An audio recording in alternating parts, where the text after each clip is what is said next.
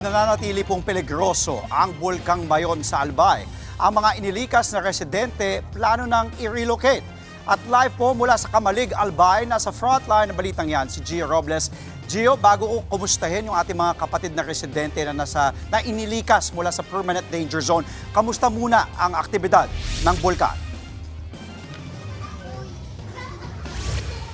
Andre, patuloy ang non-explosive eruption ng Mayon dito sa Albay mula nga nang itaas sa Alert Level 3 noong Martes. Prioridad ngayon ng mga LGU ang pangmatagalang relokasyon ng mga nakatira sa 6-kilometer permanent danger zone.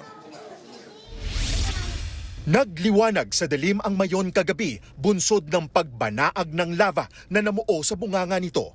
Mula sa malayo, tanaw ang tuktok ng bulkan sa kabila ng maulap at maulang panahon sa Albay.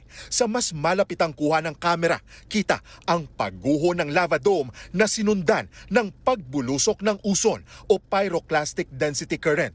Ito yung pinaghalong mainit na gas, abo at natunaw na mga bato. Dahil sa takot sa uson, minabuti ng ilang magsasaka na iwan ang kanilang mga pananim sa paanan ng bulkan.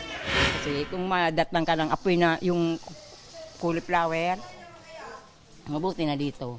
Mahigit 1,000 pamilya na ang inilikas mula sa 6-kilometer radius permanent danger zone sa bayan ng Malilipot. Nagtayo na ng tent city para mabawasan ang mga bakwit sa paaralan. Apektado na rin kasi ang mga klase ng mga bata. May itinayo ng pabahay para sa mga bakwit sa bayan ng Malilipot, 10 kilometro ang layo mula sa crater ng bulkan. Kung tutuusin, nakahanda na ang mga bahay sa relocation site na ito rito sa bayan ng Malilipot.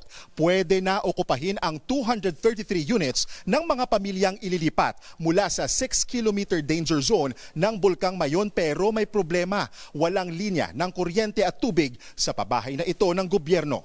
Ayon sa alkalde, nakikipag-ugnayan na sila sa mga concerned national agencies at public utilities gaya ng Department of Human Settlements and Urban Development at National Housing Authority. Tahimik man ang pag-aalburuto ng bulkan, babala ng FIVOX, hindi dapat maging kampante. Tuloy-tuloy raw kasi ang pag-angat ng magma sa loob ng bulkan.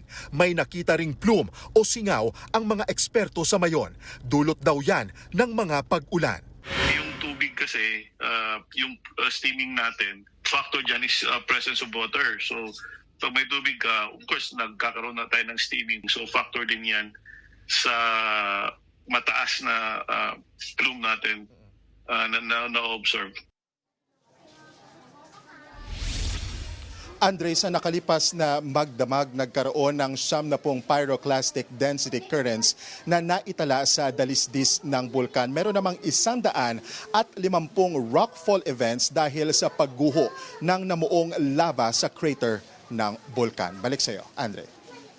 Live po mula sa Kamalig, Albay. Mag-iingat kayo dyan. Maraming salamat, Gio Robles. Mga kapatid, Andre Felix po.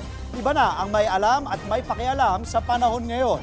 Para po sa tuloy-tuloy na balitaan sa Frontline kahit weekend, mag-follow at mag-subscribe na sa social media pages ng News 5.